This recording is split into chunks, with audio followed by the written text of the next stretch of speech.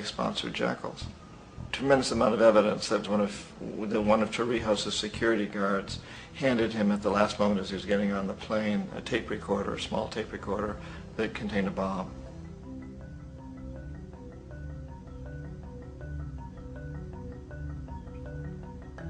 It is interesting to me how this system has continued pretty much the same way for years and years and years, except the economic hitmen have got better and better and better.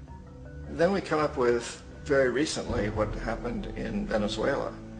In 1998, Hugo Chavez gets elected president, following a long line of presidents who had been very corrupt and basically destroyed the economy of the country. And Chavez was elected amidst all that. Chavez stood up to the United States, and he's done it primarily demanding that Venezuelan oil be used to help the Venezuelan people. Well, we didn't like that in the United States. So in 2002, a coup was staged, which is no question in my mind, and most other people's minds, that the CIA was behind that coup.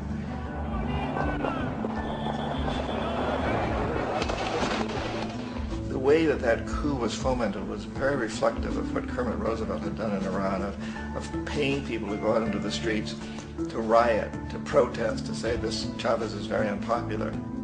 You know, if you can get a few thousand people to do that, television can make it look like it's the whole country, and things start to mushroom. Except in the case of Chavez, he was smart enough, and the people were so strongly behind him that they overcame it, which was a phenomenal moment in the history of Latin America.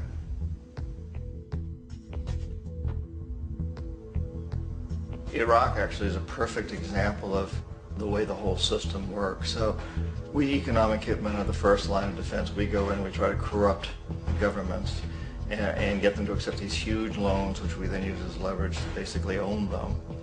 If we fail, as I failed in Panama with Omar Torrijos and in Ecuador with Jaime Roldos, men who refuse to be corrupted, then the second line of defense is we send in the jackals. And the jackals either overthrow governments or they assassinate.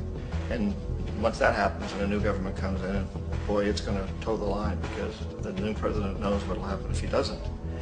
In the case of Iraq, both of those things failed. Economic hitmen were not able to get through to Saddam Hussein. We tried very hard. We tried to get him to accept a deal very similar to what the House of Saud had accepted in Saudi Arabia, but he wouldn't accept it.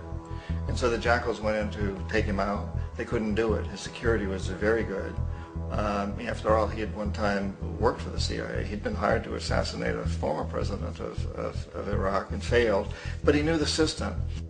So in '91 we send in the troops and we take out the Iraqi military. So we assume at that point that Saddam Hussein is going to come around. We could have taken him out, of course, at that time, but we didn't want to. He's the kind of strong man we like. He controls his people. We thought he could control the Kurds and keep the Iranians in their border and keep pumping oil for us. And then once we took out his military, now he's going to come around. So the economic hitmen go back in the 90s without success. If they'd had success, he'd still be running the country.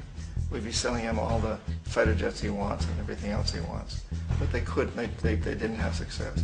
The jackals couldn't take him out again.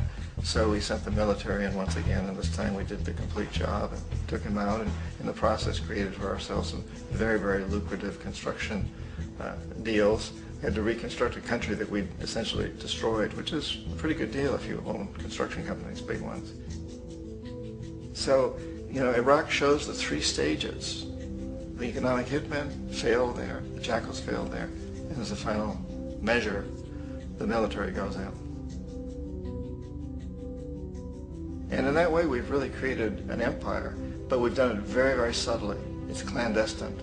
All the empires of the past were built on the military, and everybody knew they were building them. So the British knew they were building them, the French, the Germans, the Romans, the Greeks, and they were proud of it. And they always had some excuse, like spreading civilization, spreading some religion, something like that. But they knew they were doing it. We don't. The majority of the people in the United States have no idea that we're living off the benefits of a clandestine empire, that today there's more slavery in the world than ever before. And then you have to ask yourself, well, if it's an empire, then who's the emperor? Obviously, our presidents of the United States are not emperors. An emperor is someone who's not elected, doesn't serve a limited term, and doesn't report to anyone, essentially. So you can't classify our presidents that way. But we do have what I consider to be the equivalent of the emperor, and it's what I call the corporatocracy. The corporatocracy is this group of individuals who run our biggest corporations, and they really act as the emperor of this empire. They control our media, either through direct ownership or advertising. They control most of our politicians because they finance their campaigns, either through their corporations or through personal contributions that come out of the corporations. They're not elected, they don't serve a limited term, they don't report to anybody. And at the very top of the corporatocracy, you really can't tell whether a person's working for a private corporation or the government because they're always moving back and forth. So, you know, you've got a guy who one moment is the president of a big construction company like Halliburton, and the next moment he's vice president of the United States, or the president who is in the oil business. And this is true whether you've got Democrats or Republicans in the office. You have the moving back and forth through the revolving door. And in a way, our government is invisible a lot of the time, and its policies are carried out by our corporations on one level or another.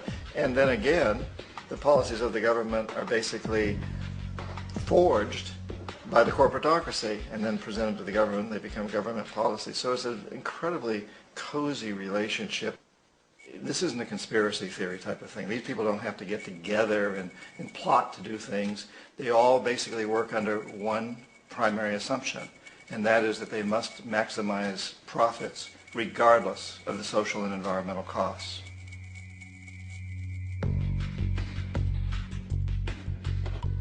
This process of manipulation by the corporatocracy through the use of debt, bribery, and political overthrow is called globalization.